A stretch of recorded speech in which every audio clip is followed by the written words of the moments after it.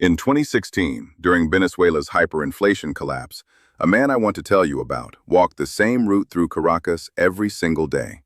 3 control points on that route: organized criminal groups operating in broad daylight, ordinary people getting robbed for whatever they happened to be carrying. He made that walk for months without being stopped once, without being searched, without anyone showing the slightest interest in him. His neighbor, same building, similar age, identical route, was stopped at the second checkpoint one Tuesday afternoon and lost everything he had on him. What separated those 2 men wasn't firepower, physical size, or even luck. One of them understood something the other didn't, something that most survival content barely scratches the surface of. He had made himself completely irrelevant to everyone around him. Not invisible in a theatrical sense, just genuinely not worth a second thought. Today we're going through the 7 rules of what's known as the greyman method, a complete system for becoming forgettable, unremarkable, and off everyone's radar when the environment around you starts breaking down. Stay with me through Rule 7, because that's where the real depth of this approach lives, and where most channels never go. When most people hear the term greyman, they assume it means wearing dull clothing, khaki pants, plain shirt, nothing flashy. And while that's part of it, stopping there is like reading the table of contents and thinking you've read the book. The greyman is a complete operating system that covers every signal you send to the people around you. How you dress, how you move through space, how you speak, what you carry, how your vehicle looks sitting at the curb, even how you smell. Every one of those things communicates something. The greyman controls what every one of those things communicates. In any serious breakdown scenario, economic collapse, civil unrest, grid failure, natural disaster, 3 types of people draw attention for the wrong reasons. People who look prepared get targeted by desperate individuals who need what they appear to have. People who look wealthy get targeted by organized criminals running the situation. People who look physically weak or uncertain get targeted by people looking for easy targets. The greyman occupies the space between all 3 categories, and that space turns out to be remarkably safe. Before you step into any unfamiliar environment, a neighborhood you don't know, a store during a crisis, a crowd that's formed around something, a checkpoint, you stop and you observe. Not for a few seconds to check the obvious. 5 to 10 minutes of actual observation before you move. This practice is called establishing a baseline, and it answers a specific question. What does normal look like here, right now, in this specific situation? Not what was normal here last month, and not what's normal in your neighborhood. What's normal for this environment at this moment? The reason this matters so much is that baselines shift dramatically during a crisis, sometimes within the span of a few city blocks. During the 2020 unrest in Portland, wearing all black would make you completely unremarkable in certain parts of the city where it matched the protest crowd. Walk 3 blocks in the same outfit, and you'd be read as a potential agitator by an entirely different group. The clothing didn't change, the baseline did. And getting that wrong had real consequences depending on who was looking at you. What you're actually analyzing when you observe, how people are dressed, and not just the style, but the condition. Are clothes worn and dirty or fresh? What's the dominant color palette? How fast are people moving, and does that pace look purposeful or anxious?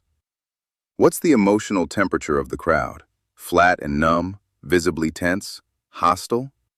Are people grouping together or moving solo? What you're working toward is becoming statistically average for that environment. Not close to average, not approximately average, the most ordinary-looking person in that space. The human equivalent of background noise that the brain automatically filters out. And that requires setting aside personal preferences about how you like to look. If every man around you is wearing a baseball cap and you hate baseball caps, you wear a baseball cap. If everyone's in worn jeans and work boots, that's what you're in. Your preferences about clothing are genuinely irrelevant to this calculation. Every human brain runs a filtering system that operates below conscious thought. Its function is to screen out the ordinary and surface anything unusual or potentially threatening. You've experienced this in a simple way. You're in a loud room with a dozen conversations happening around you, and someone across the room says your name. You catch it instantly through all that noise, because your brain was already scanning for anything that stood out from the background. The people around you have that same system running at all times. Your goal as a gray man is to never activate it. You want to be the input that gets filtered out automatically, not the signal that breaks through. Here's what tends to trip that filter, and why each one matters. Any branding that signals what you own or believe. A logo that signals you own certain equipment tells anyone who sees it something specific about you before you've said a word. Under normal circumstances, that's completely unremarkable. During a collapse, when desperate people are mapping out who around them has resources, you volunteered that information to everyone in your vicinity without realizing it. Remove all logos. Solid, muted colors and tones that match your baseline. Tactical equipment in civilian environments. A paracord bracelet by itself is minor. Add cargo pants with multiple pockets, military-style boots, and a structured bag with external attachment points, and each item compounds the signal the others are sending. The cumulative message is clear. This person is prepared, which translates directly into, this person has things worth taking. New or well-maintained gear when everything around you is deteriorating. 5 days into a power outage, when everyone in the area looks stressed and worn, walking around in fresh boots and a clean, structured backpack makes you look like someone who has a well-stocked location somewhere. That impression, even if it's entirely wrong, is enough to make you interesting to the wrong people. Reflective surfaces, watches, jewelry, metal hardware on bags, reflective strips on clothing. Light catches them, eyes follow involuntarily, and you've registered in someone's awareness. Smell, which people almost never think about in this context. Strong chemical smells like solvents or fuel, campfire smoke, even strong cologne. These register before any visual processing happens, at a level that's almost pre-conscious. In a crisis environment, you want to smell like your surroundings, or, if possible, like nothing at all. The audit that comes from understanding all of this is simple, but requires honesty. Go through every item you carry or wear, and ask what signal it sends. If the answer is anything other than completely unremarkable, you address it. Most gray man content invests heavily in clothing and appearance, and treats movement and body language as an afterthought. That's a significant mistake, because how you move through space communicates more about your training, your awareness level, and your capabilities than almost anything you're wearing. Eye contact is the first thing to understand. When you make direct eye contact with someone, you've created a connection, a brief registration event that the other person's brain files away.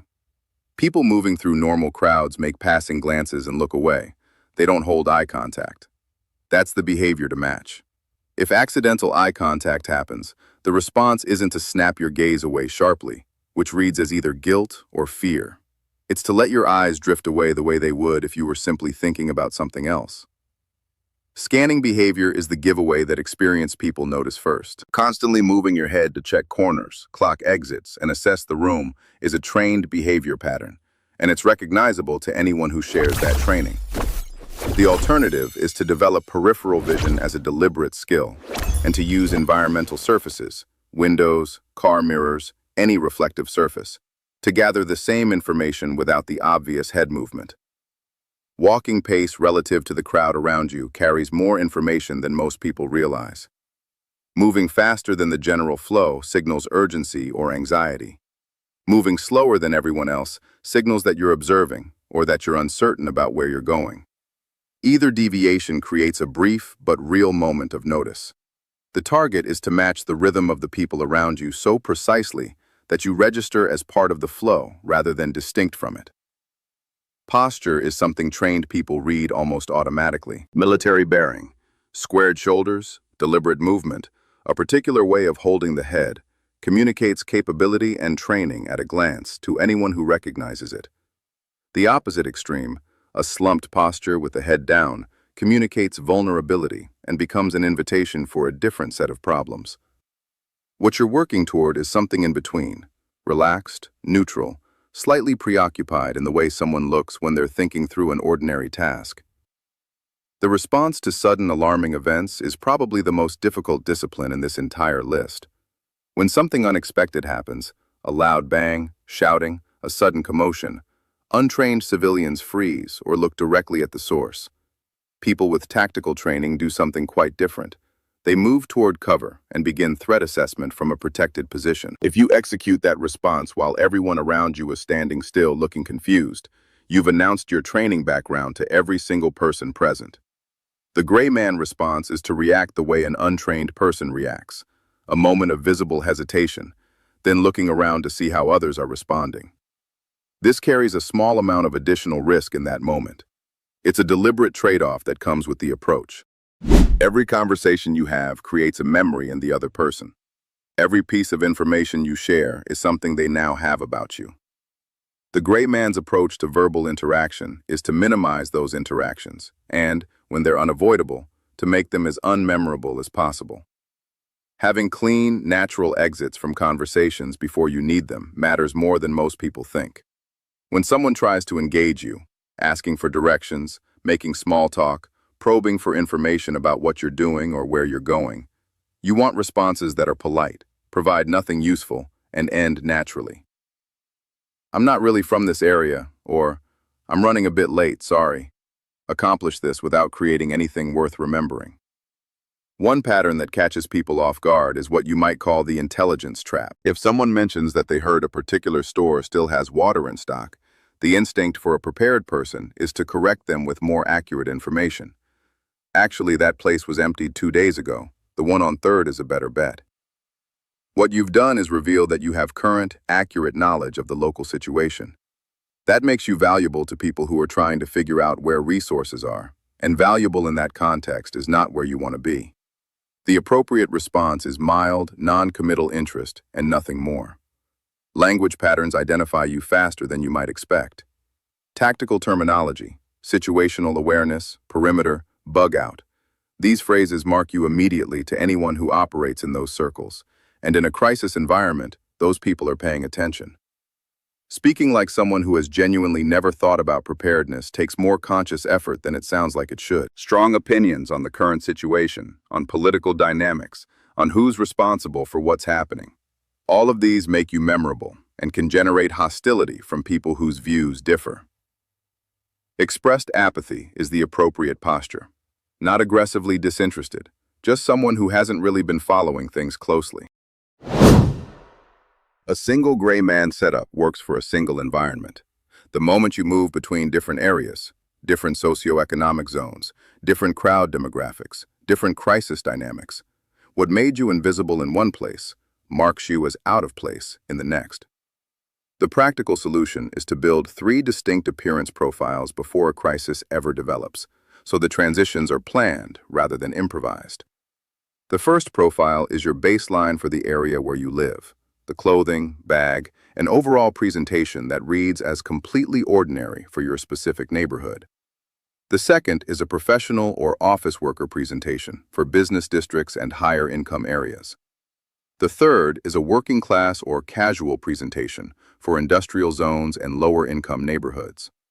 The transition between profiles happens before you cross into a new zone, not after you've already been seen. A gas station bathroom, a parking structure stairwell, an alley, somewhere with a few seconds of privacy. Change your outer layer, swap your bag if you need to, adjust enough that you're entering the new environment already matching its baseline. The mechanics of this work because of layering.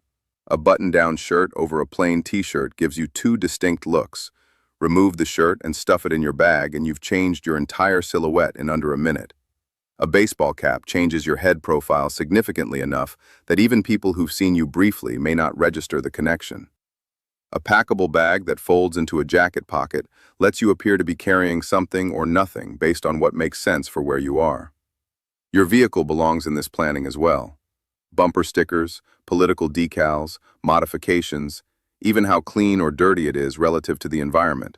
All of these communicate something about who you are and what you might have. A truck with identifying stickers, visible specialty gear through the back window, and aftermarket modifications tells a complete story to anyone who knows how to read it. During a prolonged crisis, a spotlessly clean vehicle when everything around you is dusty and worn signals that you have resources and a maintained location somewhere. Strip any identifying elements before they become a liability. One principle that genuinely goes against instinct. As a crisis extends over time, you need to allow your appearance to degrade at roughly the same rate as the people around you. By day 7 of a serious disruption, everyone in your area is going to look worn, tired, and dirty. If you look clean and well-rested at that point, you look like someone who has a comfortable, well-supplied location, which is accurate, and which is precisely the impression you don't want to create. The first 5 rules are all external, things you do to your appearance, your movement, your verbal behavior. This rule is internal, and without it, the external work tends to fall apart when actual pressure arrives. Emotional regulation under stress is the foundation. When things deteriorate seriously, your body's stress response activates whether you want it to or not. Elevated heart rate, adrenaline, the physiological push toward fight or flight. The gray man experiences all of that and projects something quite different externally. The mild, slightly concerned expression of someone who is aware that something is wrong but hasn't been thrown into panic by it. That gap between internal state and external presentation is a learnable skill, but it requires having practiced it before you need it. Suppressing the instinct to intervene is one of the harder disciplines. When you witness someone being harassed or threatened nearby, every trained instinct says to step in. The analytical reality is that intervening makes you a participant, a witness to a potentially ongoing situation, and potentially a target for the same people. The gray man calculates that his primary obligation is to his own mission and destination, and he doesn't act unless he is directly threatened. That's a genuinely uncomfortable position to hold, and I don't think anyone should pretend otherwise, but the logic is sound. Ego management is something that sounds obvious until it isn't. If someone bumps into you with evident aggression, the trained response is to establish dominance and control the situation. The gray man apologizes mildly and moves away. Every confrontation generates witnesses and creates a scene that people remember. The goal is to generate nothing that anyone will recall. Concealing competence is the last piece of this. If you have medical training and you watch someone nearby receive first aid that is actively wrong, the instinct is to step in and correct it. The problem is that demonstrating specialized knowledge or skill identifies you as a resource, and resources get sought out, followed, and competed over in collapse environments. You stay quiet unless silence itself becomes a threat to your survival.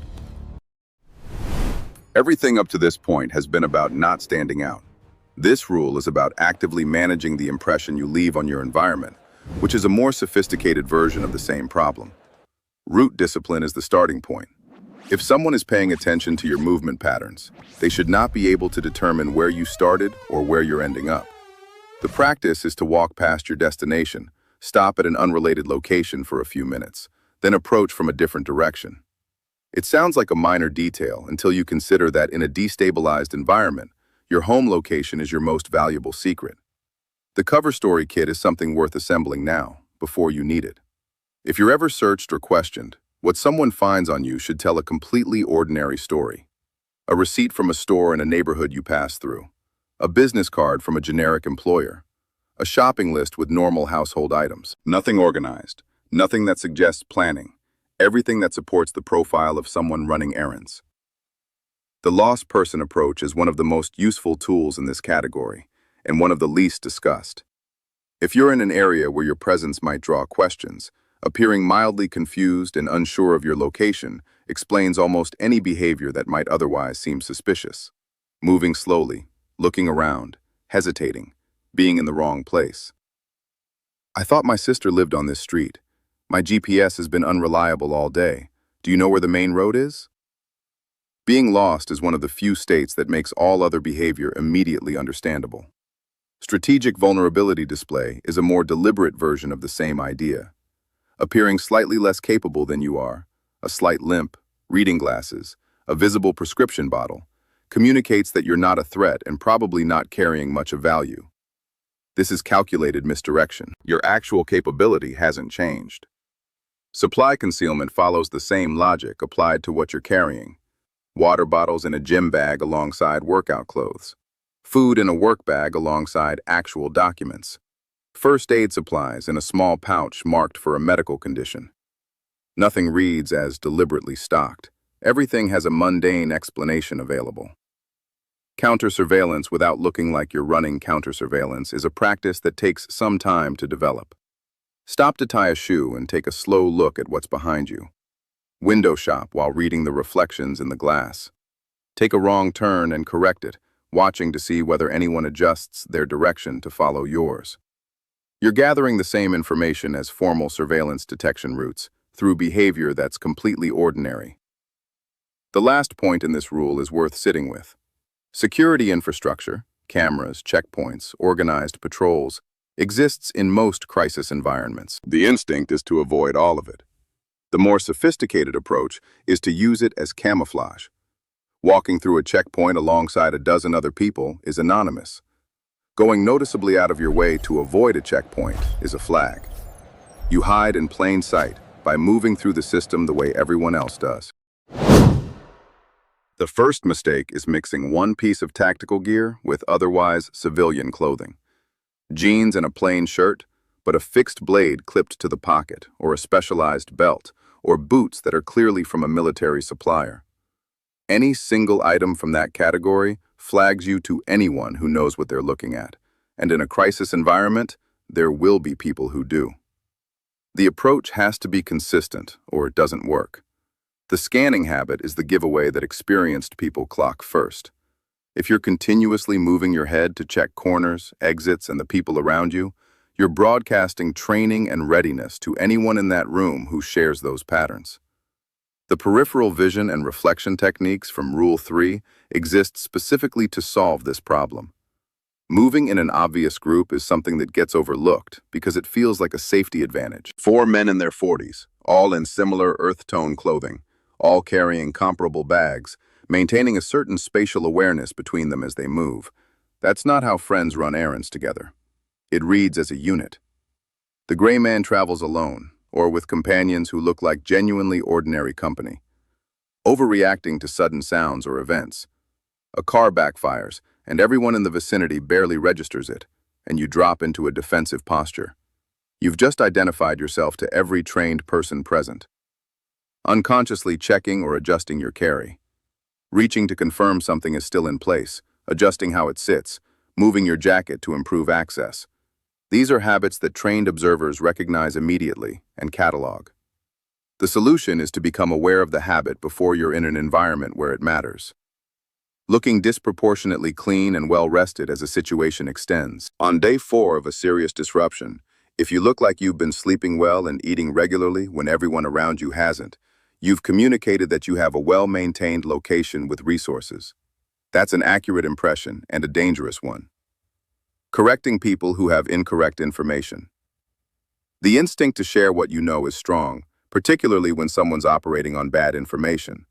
But demonstrating that you have accurate, current knowledge makes you someone worth knowing and worth following back to wherever you're keeping your information and presumably your supplies.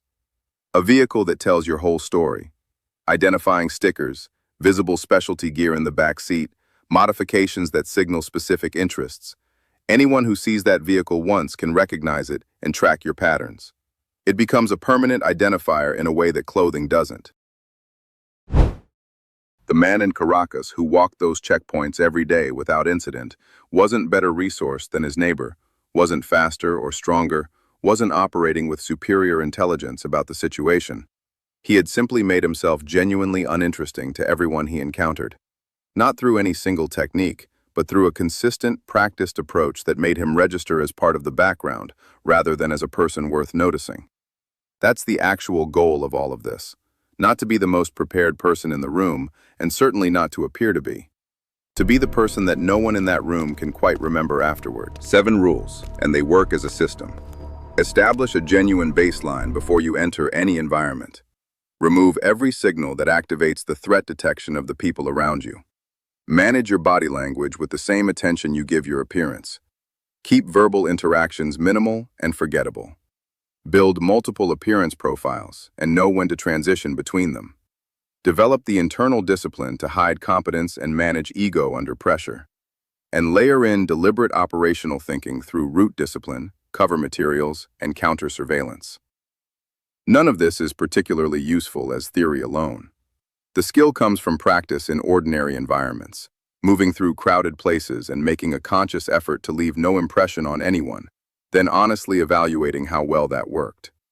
It's a learnable skill, and like most learnable skills, it improves with repetition rather than with additional reading. The situation that never escalates because no one identified you as someone worth engaging. That outcome is worth more than any confrontation you could win. Drop a comment on which of these rules changes how you think about the problem. Subscribe to Bunker Down Survival for new content every week. Tactics, mindset, and practical analysis that goes past the gear list. Stay gray. Stay ready.